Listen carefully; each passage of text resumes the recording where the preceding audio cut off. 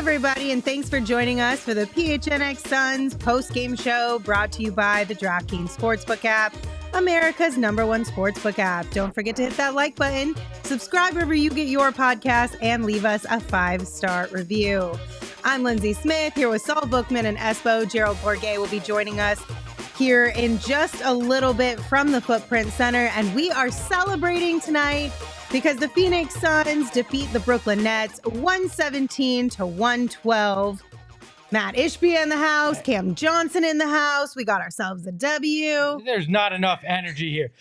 They won! They were back, baby! Let's do it! Let's go. How you feeling, Saul? You need to bring some energy. I'm feeling pretty good. No. Like, listen, like he's gonna go over the top. I'm always the calm guy. Yeah, that's not true at all. I thought it was fantastic tonight. Bullshit. I thought the first quarter, or the first half, it was vintage Suns basketball where they just dominated offensively, dominated defensively, and it led into the third quarter. And then they fell apart a little bit in the fourth quarter, but that's to be expected. You don't have your horses with you. They held on, which is all you need, and we move on. It's fantastic. I'm glad we're back in the W column. Look, that was the good Ish tonight. You got Matt Ishbia in the building. You got Ish Wainwright making the heads-up play. This is Suns basketball. It felt like the team that we had seen and grown to love. It was exciting. It was good offensively. It just feels nice to, as I said in the pregame, see that light at the end of the tunnel. It's not over. There'll still be rough times, I think, here over the next few weeks until Devin Booker's back and everybody's back in the groove of things. But this is where you feel a little bit better and you realize things are going to be okay. Yeah, it just feels really nice to get a win. Everything was kind of just looking a little doom and gloom. And then our pregame show, we got all this crazy news right before the game started. And it just kind of lifted all of that heaviness off of our shoulders. We were feeling good. Obviously, the Suns were feeling good. Cam Johnson, of course, like, from the jump too. That was extra special, I feel like, because we came into this game with lowered expectations for Cam just because he's coming off an injury, first game back. Like, we have to be a little realistic, right? Comes in within a couple minutes, just knocking down threes. Like, that was one of the moments where it's like, this is special. I like this. He didn't look like somebody that was second guessing their knee at all. Like, he was playing all out for the 16 to 18 minutes that he was going to get. Played very hard. He hit a lot of shots early, and that's exactly, you know what? This team needed some juice. They needed somebody to give them a spark. And damn it, if Cam Johnson didn't come in and do exactly that, like, you could see the energy was back, especially once he hit that first three. It was like a huge sigh of relief, I think, not only for him, but also his teammates. Mm-hmm. And then they were off to the races. So listen, this is one of the better performances we've seen from the Suns in quite a while, and I'm happy Cam's back.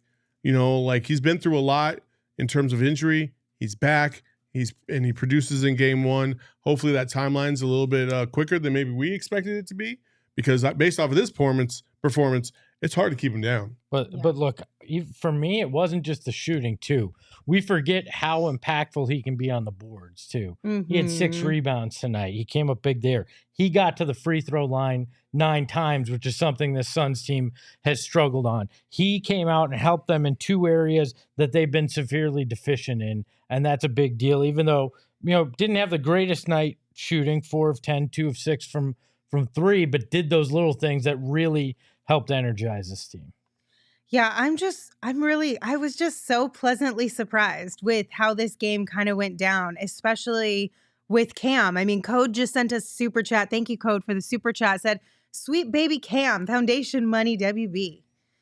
So, like, it's just fantastic. I'm really happy for Cam. I'm happy for the Sun squad finally feeling good about themselves. Like, we had Jock pop into the studio yesterday really quick, came and told you it feels like they'd been on the road for 7 weeks. Sometimes you just need to be back at home. They had 2 days off here in Phoenix to be able to just get some good rest and relax for a minute and get their heads on straight. And sometimes that's all you need. You just need a reset. Sometimes you just need to sleep on your own pillow. Yes, exactly.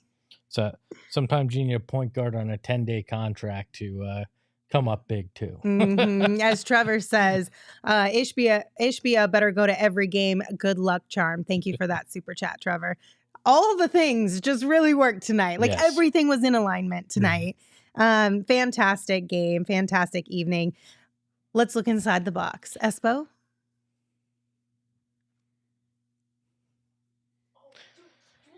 Well, what's in the box? Apparently not the sounder. Oh my God. It's a big win. 117-112. Thank you. Thank you, Brad Pitt. Brad Pitt. It's Gwyneth Paltrow's head in the box, or Emma's if she keeps messing this up. 117-112.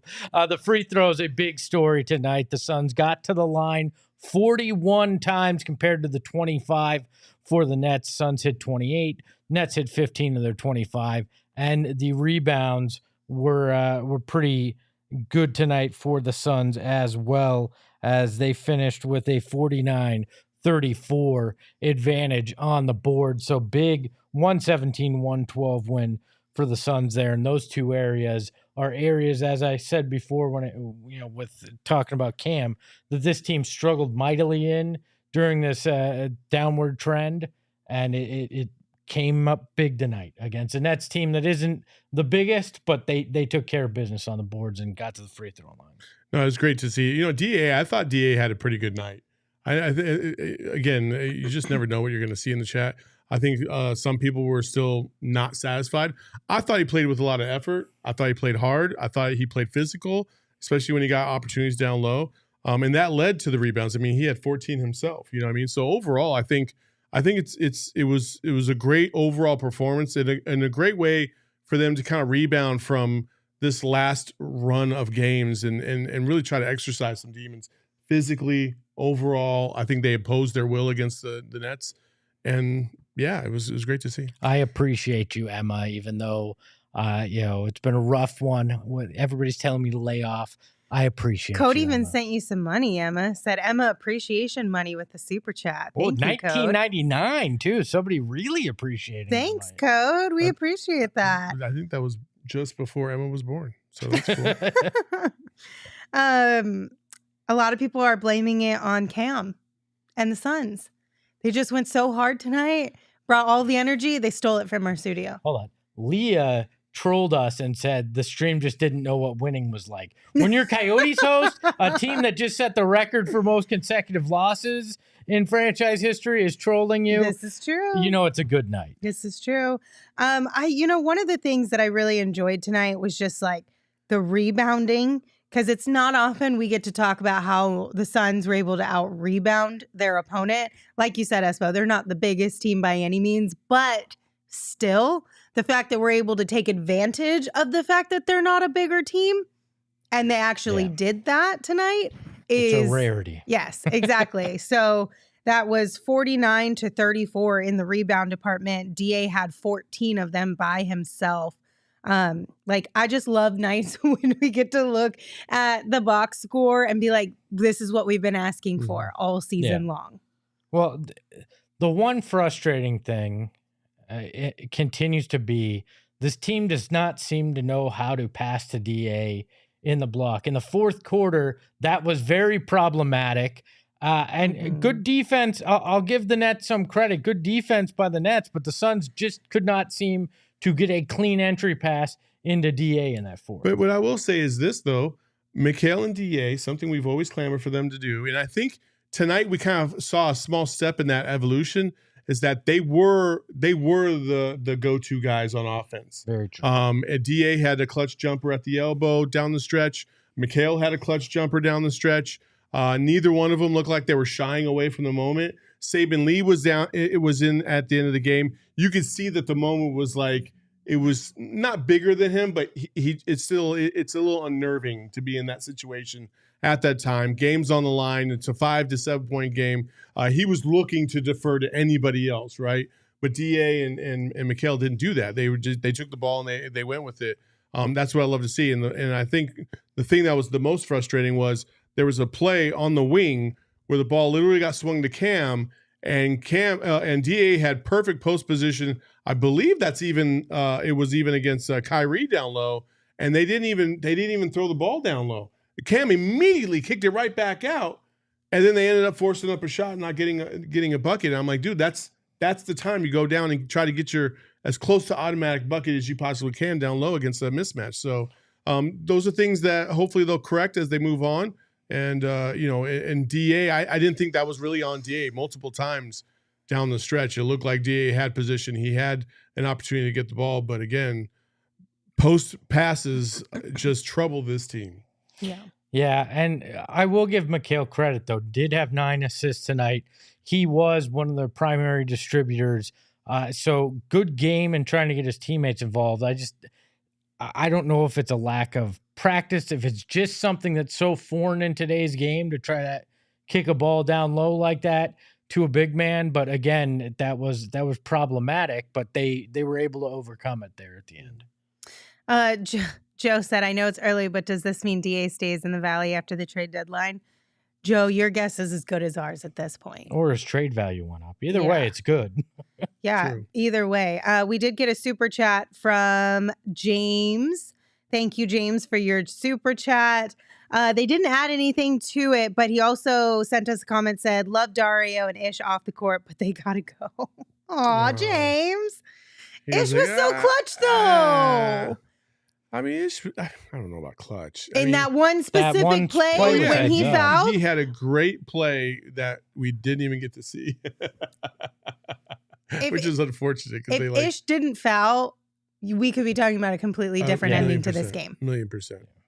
So yeah, I mean, it was heads up, and I don't know that it was discussed either, because what I loved was what was it, Damian Lee, who missed the free throw, I believe, and Ish looked at him after he made the foul. I said, I got you. Don't worry. And it was like, I'm not letting us lose on some crazy, or have this game get tied on some crazy 3 because of this free throw. We'll keep this together. Which, I mean, that is something we have seen from the Suns semi-consistently, at least fouling while up 3. Like, that's something they've at least had conversations about, because this isn't the first game we've seen them do that in. No, but there wasn't even hesitation, and he fouled Claxton, who's not a great free throw shooter at all, which he proved. Even worse when he's trying to miss it on purpose. But so it was extremely heads up in a time where it could have been very easily, they could have given up that 3. Tribe in the chat said, Ish does our dirty work. And listen, here's the thing. Like, Ish is not, he's on a 2-way contract, right? The value of a 2-way contract to get what you can get from Ish Wainwright is solid. Like, I think you're getting good value from Ish within that contract. Now, I will say, when it comes to, because somebody else in the chat was like, Ish can go, but D-Wash and D-Lee all the way. Low-key concerned about D-Wash right now, because Saben Lee seems like he will likely get another 10-day contract from the Suns, but he wants to at least try and secure a roster spot, at the very least the 2-way spot there, if the D-Wash were to get let go. If D-Wash hasn't unpacked from the road trip, he might want to leave the stuff in the suitcase right now. I think there's a chance Saben Lee winds up on that 2-way, and Dwayne may be not long for the roster. I mean, and I think it has more to do with what Saben Lee's been able to do in his time here. The fact that they need a ball handler right now, and I just feel like Monty has more trust in Saben Lee. Like, it's something about the way Saben Lee plays that Monty just is more comfortable with than he is with D-Wash. Yeah, I'm never going to predict what Monty's going to try and do, because it's hard. It's hard to predict what he's going to try and do. This is a great matchup for Saben Lee. He did a great job tonight. Played very solid. Had a couple nice moments. You wish he could shoot a little bit better than he can, especially with the release being so slow. But I don't know. I mean, he could be gone after tomorrow. You just never know with the Suns and with Monty Williams. So, I mean, he did say pregame that he really loves Saben Lee, and that he's hopeful he can hang around for a little bit longer pending all the money things are good on that end of things. But at the same time, I never heard a coach be like, I can't wait to get rid of this bum after 10 days. Yeah, no, but Monty wouldn't go out of his way to praise him either. I mean, remember how much he tap danced around talking about Aaron Holiday? Yeah, exactly. But then said, I'd take a dozen Elfrid Paytons on my team. Like, we know when Monty likes a guy, right? Or like, I should have played Aaron Holiday more. Yeah, so Saban Lee didn't shoot poorly at all tonight. 6 of 11, 2 for 4 from 3. Had those 15 points, added in 6 assists, 3 rebounds, and an assist. Only had 1 turnover. So, I mean, it's one night. Mm-hmm. But if he comes out, and I think if Chris Paul isn't available on Saturday, they should start Saban Lee. I don't need to see whatever the fuck that was to start the game. Yeah, I don't need to see a starting lineup with a shooting guard, 2 small forwards, and 2 centers. Like, I don't need that.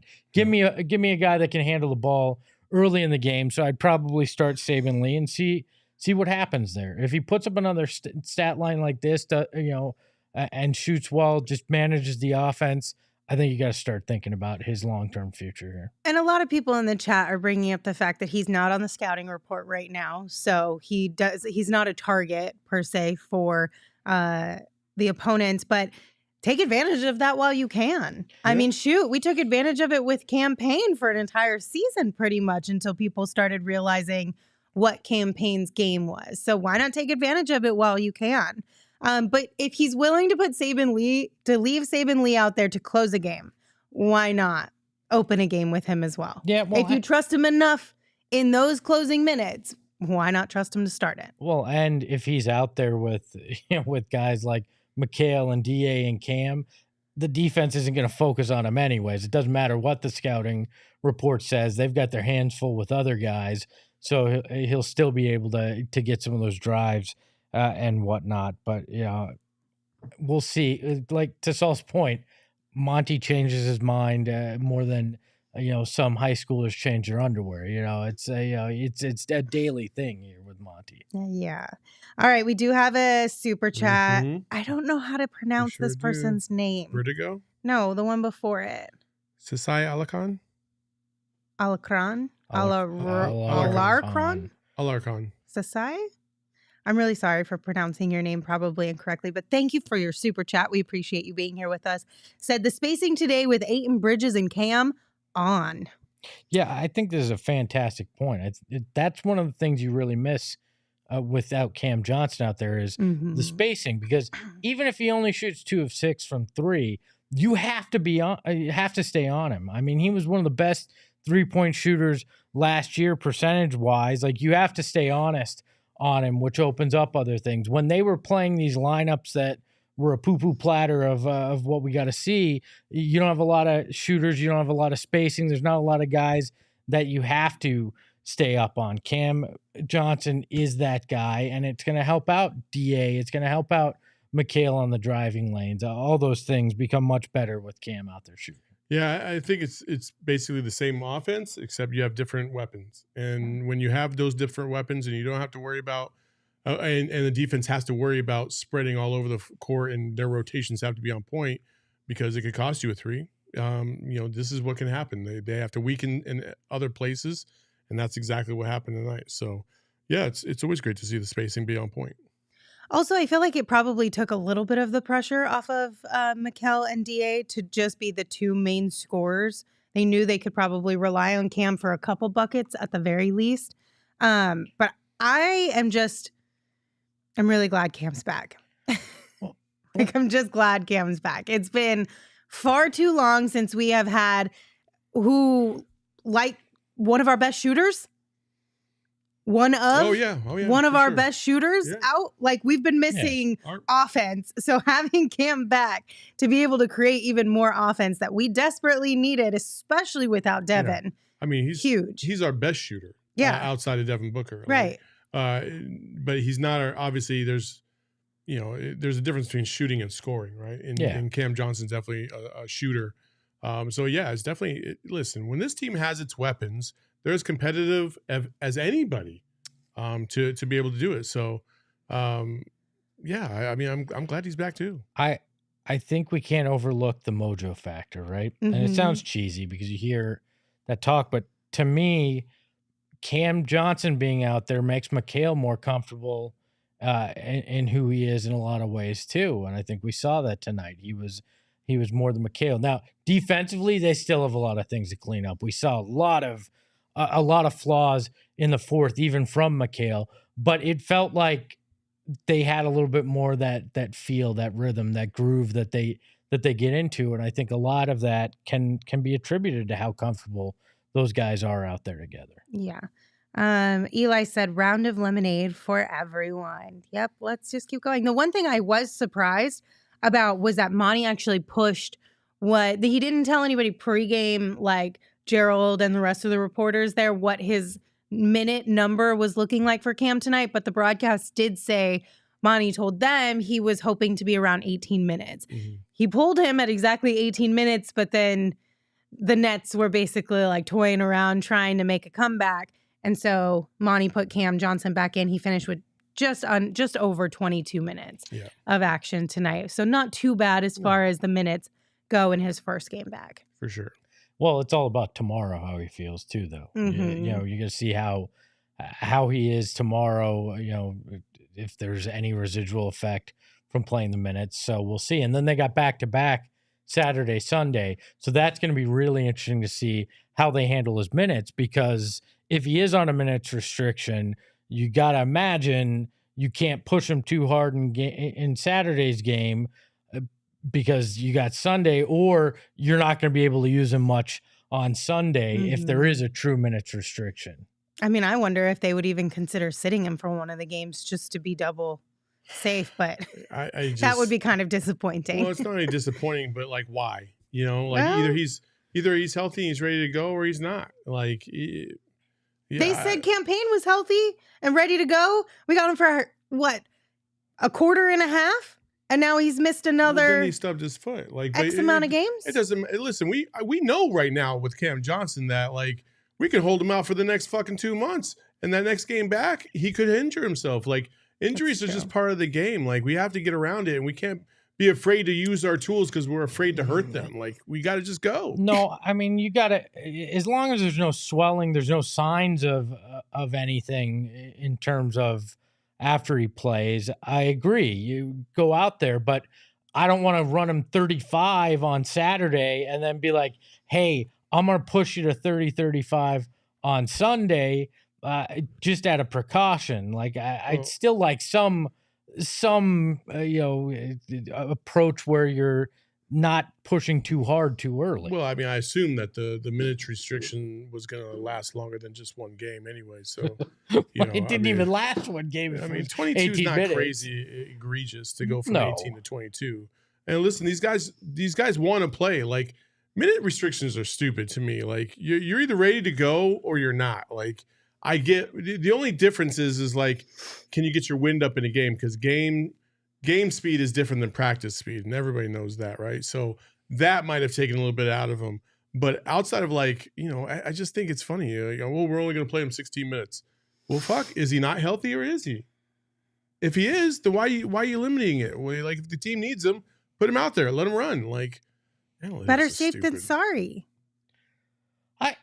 I get your point, but this I goes do too, but you also have to make sure you don't like rush somebody back to extremely. We haven't rushed anybody back all season, and this shit keeps happening. No, but like, that's not true. We have. Devin Booker came back early. Devin, the main player in this team, came back early, pushed it, and then now look at where we are. This goes to the Stan. The training staff said he was good to go. This goes to the Stan Van Gundy. Devin said he was good to go. Yeah, well, that's true. Devin said, it's Christmas, I'm playing. I don't care what you guys say. And it didn't work out. But Stan Van Gundy's tweet this week about how, back in the 90s, it was one trainer and an equipment guy that helped out. Maybe we're lucky enough to have an assistant trainer, and he didn't have any of this, and guys just played through stuff, and injuries didn't seem, as prevalent. Maybe there's something to be said for that. Maybe, babying these guys in load management puts them at more risk. I know that there's science that claims that it doesn't, but there's also years of of actual guys playing basketball that says otherwise. So I mean, maybe there is something to it. Maybe if you're healthy, go out there and play. And if you're tired, we'll take you out, you know? Yeah. I don't know. I'm paraphrasing this one from the chat, but Code said, Lindsay and Saul look like hug dealers and Espo looks like their lawyer. I don't think that word says hug. It says hug in my head. Like the shirt that I wear all the time, the big oversized one that says hug dealer and it has the pug or the cat or whatever on it. Well, if you want a hug from Saul, come on down and hang out with us at Four Peaks this upcoming Wednesday, January 25th. That's right. Our last Wednesdays at Four Peaks at their pub on 8th Street are back in action. And the first one up is January 25th. All of our shows are live and in person throughout the day. We're going to have $3 beer specials, so come say hi and give Saul a big bear hug. You guys know how much Saul loves hugs. So does that make me Saul Goodman? Every time I get a hug, I transfer it over to Lindsay, so we both win. Something like that. Lindsay gave me a hug yesterday. That's not true. I see how it is. Picks or it didn't happen. That's all I'm saying. Look, Picks or it didn't happen. As your lawyer, I just don't think you guys should be, as your hugging at the office. If you're our lawyer, we are so fucked. We are totally going to jail or whatever we did. Yeah. Eli saying, I'd watch Better Call Espo. That'd be fun, yeah. I would be the world's worst lawyer. You absolutely I call would. Bullshit, Your Honor. You can't say that, sir. He'd be like, he'd walk in, he'd bring like a 15-pack of Four Peaks, like Suns Brew, and be like, can I offer you a cold beverage, Your Honor? Trying to like bribe case, Your Honor. He would bribe everybody, and then it would get us in even more trouble. Thankfully, Saul and I are not in that business. We are in the business of talking Suns basketball. Thankfully, Espo is not our lawyer, should we ever need one. And thankfully, we've got new beer from our friends over at Four Peaks. That's right, 2 new beers. The Recreational Juice Dank IPA and Staycation Super Juicy IPA. So again, come hang out with us Wednesday, January 25th. You could try the new beers. You could get some beer specials, all the good things. Also, Saul, you finally hit a bet today on the DraftKings Sportsbook app. I did. You are so close to being in the negative. But before we look at the leaderboard, let's go ahead and name our Draft King. Well, Emma's gone. I was like, you see that our producer's yes, not there, I know, right? but that's the order that I was supposed to go in. The 2 graphics that we need, you're trying to queue up, and I'm like, we have nobody to pull up the graphics. I know, but we had to get in an ad read, so it's not my fault. I don't know what to tell you. Gosh. I was trying to skip one. Producer Espo, I think. Producer Espo behind the mat. Oh, man, what you got, Espo? Can you figure this out? Listen, I just need you guys to understand that it's not our fault. Basically, what happened was the Suns caught us off guard with all of this craziness, and it just like we spiraled out of control with excitement. So we weren't on our A game today like they were. Yep, get out of the way, Espo. Yeah, but Emma's back, so that's a positive. Yeah, she tried to queue up everything the minute you left. Well, hey, look at that. Our DraftKings King of the Game, the triplets. Hey. We're going to give it to DA. We're going to give it to Mikal Bridges. We're going to give it to Cam Johnson, combining for 70 points, 15 assists, 22 rebounds. Who would have thought Cam Johnson was the key? I guess they all just needed their twin and their triplets back out there. They probably felt lonely. Yeah. They needed their third leg of the tripod. Exactly. I'm back. You feel better now? Yeah. So shout out to those 3 guys for getting the job done tonight. We're happy to name them our DraftKings King of the Game. This is a mess. This show has been an absolute train fucking wreck. Yes, but thank you guys for hanging and dealing with us. So back to our DraftKings bets that you actually hit today, Saul. Congratulations on that. Pull up the graphic, You baby. are almost in the positive. So what'd you take today? What was your bet? I took the Suns to win, the money line, and then I took DA over 19.5 points. Oh, DA over 19.5 points. I thought it was Mikal. I thought it was Mikal too. Well, good thing DA also had over 19.5 points, so you're still good. Doesn't matter. Boom, I got it. I won some money. Let's DA go. with 24, so yes, you still have it. You're good.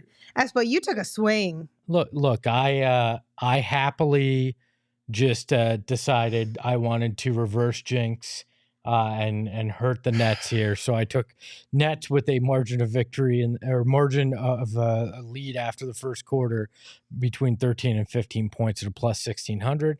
Nowhere near that. So you're welcome, Suns. Yeah, that was a tough one, to be honest with you. I took DA under 0.5 blocks. Also hit on that one. It was not as big of odds as it was originally when we started this game, but it still hit, and that's all that matters. Listen, folks, I'm coming back with a vengeance. I'm going to make a run here soon. I will be like the Suns. It did not look good for the last month, but I assure you my shit will get put back together and I will make a run. So also, sometimes I get migraines. So that's why I'm wearing the glasses. It's not because I want to look cool or that I think the shades fucking match my outfit, even though they do. It's because I don't want to squint at the lights. So I'm wearing these. It's okay if you want to look cool. Saul, nobody's judging you. We'll go with that. Yeah, so that's where we are as far as winning bets. Saul is now officially almost in the green. He's minus 750. So that was a solid win for you tonight. I finally reached 100. I'm at 105.62. How much did you win tonight? $17, something like that. $16.50 or something. How do you win that much money? That doesn't make any sense because you're like the clear above and beyond favorite. Like, yeah, I'm betting a minus 350. And Espo's at $57 on it, and I won $145. Like, listen, what the fuck? What? Don't ask me. That's just how it works. Blame the DraftKings Sportsbook app. I don't care. I think it's haters rigged. gonna hate. It's rigged. If you guys want to get in on the action right now on the DraftKings Sportsbook app, all new and existing customers can take a shot at an even bigger payout with DraftKings stepped up same game parlays. Boost your NFL winnings with each leg you add up to 100%. If you have not downloaded the app yet, make sure you do that and use the promo code PHNX. New customers can bet $5 on the NFL divisional round and get 200 in free bets instantly. Only at DraftKings Sportsbook with code PHNX. Minimum age and eligibility restrictions apply. See show notes for details. Okay, we have a couple more super chats to get to. Super chat. First one from Vertigo. Thank you so much for your super chat. Said, thoughts on Deandre Ayton tonight, Lindsay? I thought DA played pretty good, especially to start this game. I think he came out with a really good energy. He was, if I recall correctly, 8 of 9 to start this game. I could be off a little bit there, but I'm pretty sure that's what it was to start this game. And he just jumped up to 10 points really quick, too. You were even saying, like, Monty, why are you pulling DA out right now? He's cooking. Just leave him in there. Let him continue to shine and have this moment. Unfortunately, Monty did pull him like he normally does, but I still think DA had a really decent game. I think maybe he took some of the criticism that he took he got on social media today, maybe to heart. Maybe he was shown out from Matt Ishbia. Maybe he was telling Kevin O'Connor, you can shove your criticism where the sun don't shine, whatever you want. Whatever it is, let's do it again on Saturday. Yeah. I listen, man. You seem so disheartened by this. Yeah, are you because sad? I don't want to think that this guy. That's what's gonna have to get him every single time, right? Some outside chatter all the time, always like, dude. If you're gonna take things personally, just make the smallest thing a big deal. Then become a Michael Jordan and take everything personally. But if you're sitting there waiting for God and country to get on the airwaves to come at you before you finally have any feeling, then it's already lost. Like, I don't believe that. I just think that for some reason he's into more games than others, and I can't figure it out. I don't think anybody can figure it out. And I just wish it was consistent, because when he does this, especially in the first half, he looks so damn dominant. Yeah. But then it just fizzles and it goes away. So I'm hoping this is the beginning of a trend. Wow, Arish, you guys are losing their minds over there. But guys like this or people like this that you have to manage, and sometimes you have to give the pep talk, right? They need something to fuel them, and that's just the kind of person DA is. So if he has to find it somewhere, there's plenty of criticism. Read Twitter on a daily basis, DA, if you need something external to fire you up, because you'll definitely find something there. I don't think this is going to be the norm, but I'm at least happy we saw it tonight and got the win. Yeah, I'll take a night like this from DA any night, absolutely, and not complain about it. Yeah. I just wish it was more consistent. Me too. If it was more consistent, we would be, the last month and a half would have been a lot more fun. I'll just say that. I'll say that for sure. Okay, a couple more super chats. This one is from Joe. Joe, thank you for your super chat. Said Saban Lee is the shadow of Brandon Knight. Agree or disagree? Meh. As long as we don't pay him what they paid Brandon Knight, I'll be all right. I mean, yes, that's a big one. That was a lot of money. And then we got a super chat from Alec. Alec, thank you for your super chat. I'm guessing the follow-up comment from Alec is what we were going to discuss. Said, why are we so quick to forget D. Wash's offensive spark? He led us to a win over Memphis. He deserves a spot, in my opinion. Listen, I don't think that we love D. Wash over here. Like, we think that the potential is there, and that should he land in the right spot where a team and an organization is willing to work through the mistakes that he is inevitably going to make being this young and help develop him, he's going to be a solid guy, a solid role player on a team. Yeah. But it just seems like Monty doesn't trust him. It seems like Monty doesn't trust him. Yeah, I think it's a little bit of that. I think it's the performances in the fourth quarter that he did get an opportunity, and just the turnovers that he had. Yeah. And Monty can't get past it. And also, listen, I don't know what other influence the assistant coaches have on Monty, but there's a rhyme and a reason somehow, some way to what they do. Maybe it's analytics, maybe it's more than that. I don't know, but there's a method to their madness that I can't figure out. And in a game like tonight, when you think you have a little bit of opportunity, especially when the Suns are up by 24 at one point, why not give D. Wash some run in those moments? But we're sticking to the script, whatever that script is, if you're Monty Williams. But he's the kind of guy I wish he had a G League team for, right? Because you get him some run with that G League team, you get him familiar with the system, you get him comfortable with the system, then maybe he can have more of an impact when you have, this time where you need guys to step up rather than having to learn on the job. Because there were plenty of games he sat there and he didn't play a damn minute. And I'd much rather have him had those minutes in the G League. But this franchise right now in its current iteration doesn't believe in that. And maybe that changes with Matt Ishbia. Maybe that's a James Jones thing. I lean towards it's a James Jones thing because he doesn't seem to think youth and drafting is very important. I mean, but that's where I wish Dwayne Washington Jr. had the opportunity, because I think he'd thrive there and he'd be comfortable. And then you could have a guy like Monty have a little bit more confidence in him. Yeah. Eldon said, I'd imagine how players look in practice has an impact on who coaches are playing. Totally. Agree completely. But I think you can't compare practice to a game either. No. And the experience that you get in practice versus a game are also completely different. And the thing is when you're down 7 dudes that are basically all your top 7 dudes, like, why not let this guy get some run? Why not experiment a little bit? Let him build up some confidence, work through some pain points, and learn. Like, that's the thing. I agree. Like, and also, like, there are guys out there that are just awful in practice and excellent in games. Like, I'm not saying D. Wash has been amazing in these games by any stretch of the imagination, but he has proven to be a piece that you would like to have, especially in a game like tonight when everything was spread out. Like, D. Wash can shoot the rock, especially if he's wide open.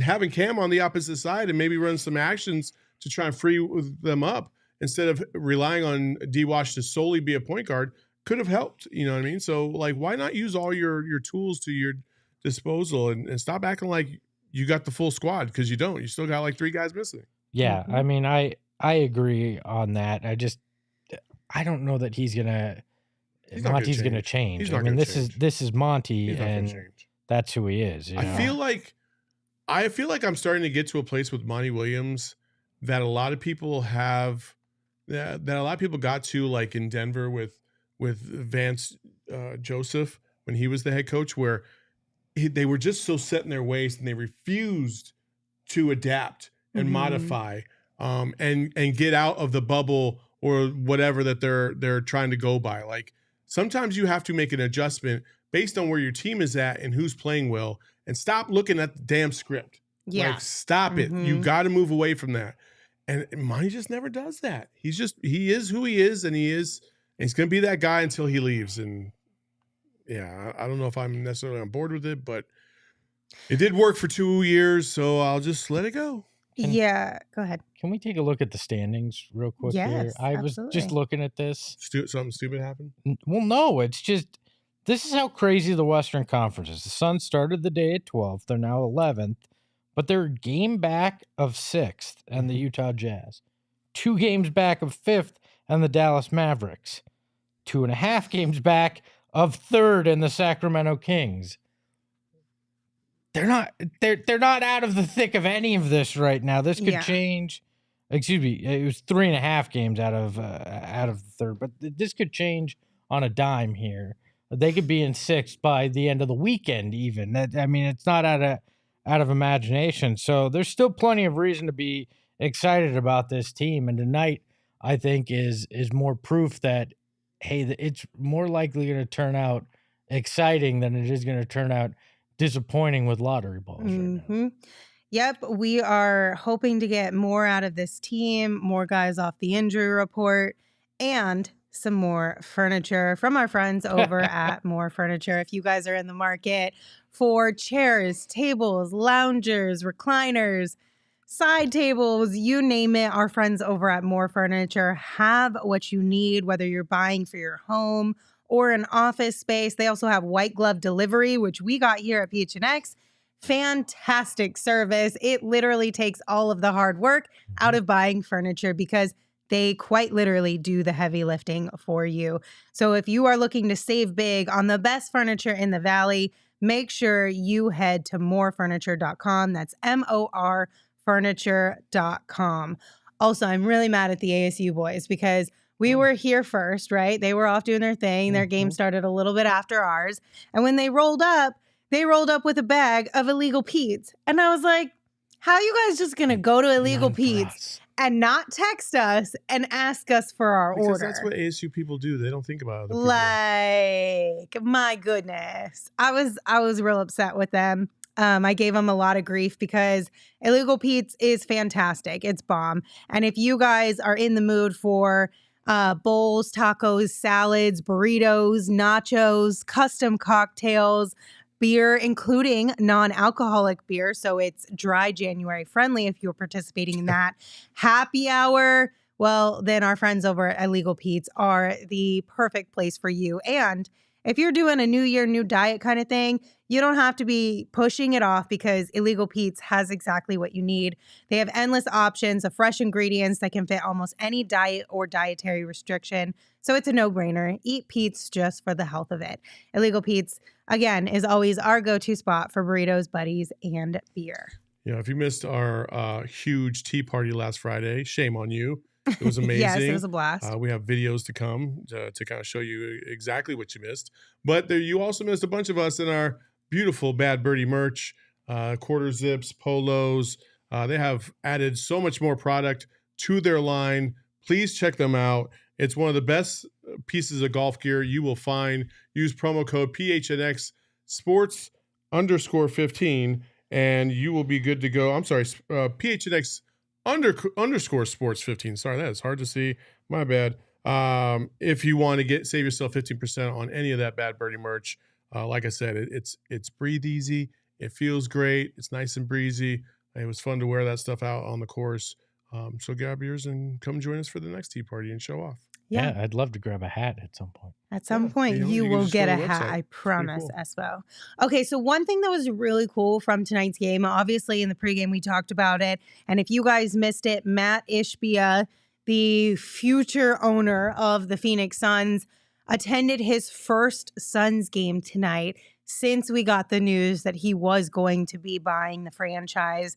And this was a really neat kind of thing because, one, it tells us that this is moving forward in the NBA, that they're, if not in the very final stages, very close to the very final stages. We also got news right before the game started. I don't know, Saul, Espo, do one of you want to kind of break that down for us as far as what seems like is about to be allowed? Yeah, Shams Charania reported that first off and foremost that Ishbia was going to be at the game, but then he dropped the nugget that the Suns have let other teams know that they're willing to deal future first round picks and take on additional salary, which seemed to be prohibited under the disgraced future former owner and soon to be the disgraced former owner of the Phoenix Suns, that he was prohibiting him. So it appears that Ishbia is now in control, at least in approving some of those deals, was the implication that Shams made, and that this deal should be done sometime in February officially. So it's all good news on that front for the Phoenix Suns. Hopefully that means they'll find a Jay Crowder deal. Maybe it'll be a larger deal to bring somebody in. Help should be on the way, not only from injuries, guys coming back from injury, but also in the form of a trade now. Yeah. And then in addition to all of that, one of the really kind of nice things, one of the photos, little nuggets of information we got from the game tonight was that Matt Ishbia was actually walking around the concourse saying hi to fans out there. We got these photos courtesy of Cam Cox on Twitter, who was able to like kind of give us an inside look at what was going on. And it's pretty cool to see how he seems like he's getting really involved already. I mean, we saw what he was doing with Dave King and the Brightside Night and the big donation. $100,000. I'm not trying to say Ishbia is that guy, right? Because we don't know yet. We are all still going based off of information that is being shared with us. But this is a good look. It's a good start, and I will take it. Well, I don't know if he's that guy either, but he pretends a lot better than the other guy if he's not that guy. And I'll take that at least at this point. It appears visually, the optics seem like this is a better situation. Just walking the concourse was pretty cool too, because he had to figure his face has been plastered everywhere in Phoenix that fans would recognize him. I just felt bad that he had to sit next to Sam Garvin tonight, but that's only a temporary problem. Yeah, I think it's refreshing for all of us to be able to see him in our element. And people walking around the concourse, that's a great thing. But it's way too early to tell what he's all about, how he's going to go about doing things. It's we still, time will tell. So right now on the surface, it looks like it's, this is definitely a huge move and a move in the absolute right direction. But again, it's, I'm cautiously optimistic, just like I think we all should be all the time with things like this. But look, if it is in fact that the shackles have been released, that they can make moves, and it sounds like they want to invest in winning right now, that's an improvement too, because over the years, we haven't been convinced that the money was that they were willing to spend the money it took to really go out there and make things happen. And at least right now, verbally, that's what we're hearing. Now, I need to see the moves, obviously, but I'll take that as a positive sign as well. And I am of the belief still right now, almost anything is better than what we've had. I will say this, JJ's on the clock. Like, you better make a go move. Time. Hey, listen, on paper and in the forum of social media, the ball has now been firmly passed back onto your side of the court, and you better do something with this, because I don't think they say that if they have any delusions that they want to have a first or second round exit. They want to go for it again. They want to try and win a Western Conference championship. They want to win a finals. That's always been the goal. And when this team is all put together, they can make a run, and you would need to take, it would probably need to be one of those magical fucking runs to get back to the Western Conference finals or the NBA finals with the team as it's currently constructed, if all healthy.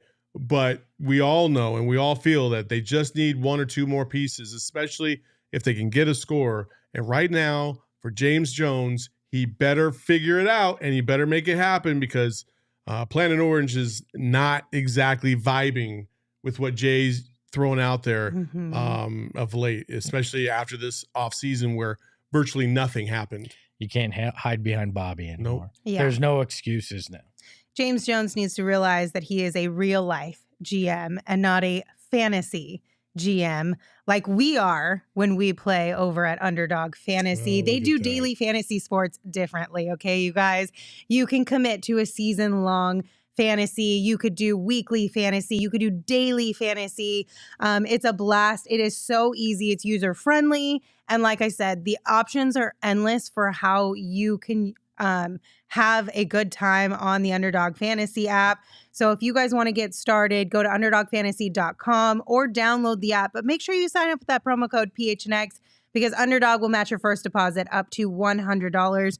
We also have an Underdog Fantasy show here at PHNX. So if you need a little bit of help or you just want to kind of hang out with the guys and the gals on that show while you guys are playing on Underdog Fantasy, that's available to you as well. But again, don't forget that promo code and the extra $100. As Mariah said, it's a sweet, sweet fantasy, baby. Use that promo code PHNX. Yeah. Well, guess what? Guess what, everybody? You know what time it is. In the darkness, beyond the light, there shall only be one. Welcome to Gerth! Hi, Gerald. How are ya? I'm doing great. How are you guys? We are solid. Happy to have Cam back. Happy to get a Suns win. I know Cam probably is one of the main topics of the evening for you as far as media availability went. What'd you guys hear about his return and how he looked out there? Yeah, I mean, obviously, Monty came out and said it. He was kind of surprised that Cam was able to come out first game in over 2 months and produce the way that he did in limited minutes. He joked next question when asked about whether Cam actually did go over the minutes limit. Apparently on TNT, they were saying it was 18 minutes. They pulled him in the fourth at around 18 minutes, and then the Nets made a run and they put him back in. But he was able to make some key plays down the stretch, and he played great. Everyone kind of agreed that he provided a morale boost. Cam was saying he wasn't expecting the ovation when he checked in, but it did give him some juice, and he felt that gave the team some juice in turn. So you could tell he was chomping at the bit to be back out there, and really cool for him to have such a great game in his first night back. I was joking around with these guys, and I said, when we start this post game, I'm gonna be like, what the fuck do we even know anymore? The triplets are back. They're all in full force. Don't trade any of them. Don't touch them. They're untouchable. What was your overall perception of how those three played? It looked like they all enjoyed being back together again. Yeah, absolutely. And, obviously the Nets defense wasn't good tonight, but in the last 10 games or so, they've been a very good defense. So you kind of feel deprived because this meniscus injury has not allowed us to see what the triplets could have done together during this injury shortened stretch where they needed guys. And, Cam is not going to unlock everything like he did tonight, but against this team, like it opened things up for DA in the middle. He had a phenomenal first half until the Nets kind of slowed him down with that zone in the second half. Mikal Bridges was great. He tied his career high in assists with 9 tonight, and they were able to give him some shit about his playmaking and how Mikal never gets 9 assists again. And, Cam, like his spacing that he provides, it just helps open things up for everybody, not just DA.